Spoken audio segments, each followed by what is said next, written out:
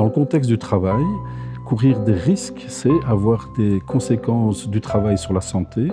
Et aujourd'hui, le risque ou les risques que l'on court, c'est les risques liés au stress, au burn-out, au harcèlement, au comportement addictif. Et plus encore qu'avant, on mesure à quel point il est important de se soucier de ces risques et de faire de la prévention. zijn twee kanten aan werk. Simpelweg gezegd, een goede kant en een slechte kant. De goede kant zijn hulpbronnen. De slechte kant is werkeisen.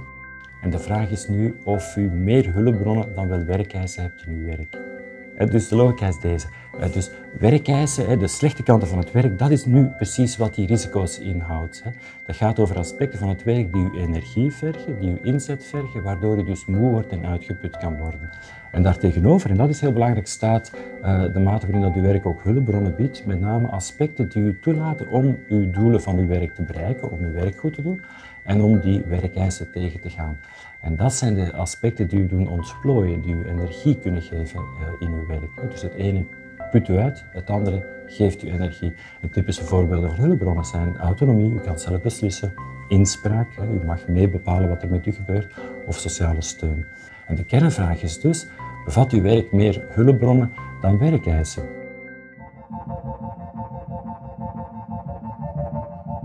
Le burn-out est une souffrance qui vient s'inscrire entre ce travail prescrit, ce qui est demandé au travailleur, et le travail réel, ce qu'il fait en réalité et qui n'est pas toujours reconnu.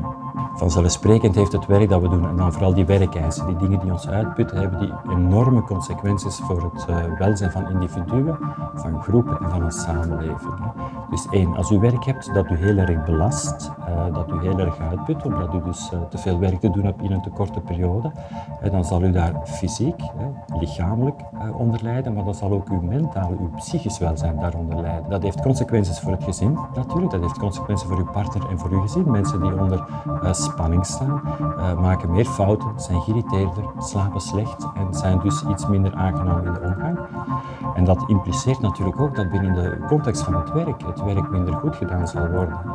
En dus de performantie van de organisatie wordt daar dus ook door aangetast. Si on veut retenir quelque chose quand on parle de burn-out, je crois qu'il faut penser burn-out quand il y a une perte de l'idéal au travail. C'est-à-dire ce sentiment de ne plus s'être épanoui dans le travail, de s'accomplir dans le travail, de retrouver son identité dans le travail. C'est avoir ce sentiment de ne pas exister dans son travail. C'est ça le burn-out. Eerst misschien uitleggen wat burn-out is. Ik denk we moeten een groot onderscheid maken tussen oorzaken binnen het werk en de gevolgen. Oorzaken van burn-out liggen in het werk. Burn-out is in essentie, ik moet veel te veel werk doen, waardoor ik veel te lang, veel te intens over mijn eigen grens gegaan ben. Dus ik heb veel meer gedaan dan ik eigenlijk aan kan en ik heb dat veel te lang volgehouden. Dus de oorzaak ligt duidelijk binnen een overmatige hoeveelheid werkdruk. En het gevolg daarvan is dat u daar dan op reageert met burn-out. Stel je voor dat je fitnessoefeningen doet en je neemt een halter. En je houdt die 20 seconden voor, je legt die even weg en je houdt hem nog 20 seconden vast. Dat gaat wel.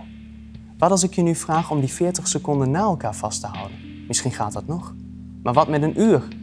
Wat met 2 uur? Of de hele dag? Klinkt dat gek? Toch is dat wat we mentaal vaak doen. We houden de spanning continu vast en laten het ophopen. En dan ontstaan klachten. Misschien dit toevoegen aan burn-out. Burn-out is een fenomeen dat dus ontstaat door het werk.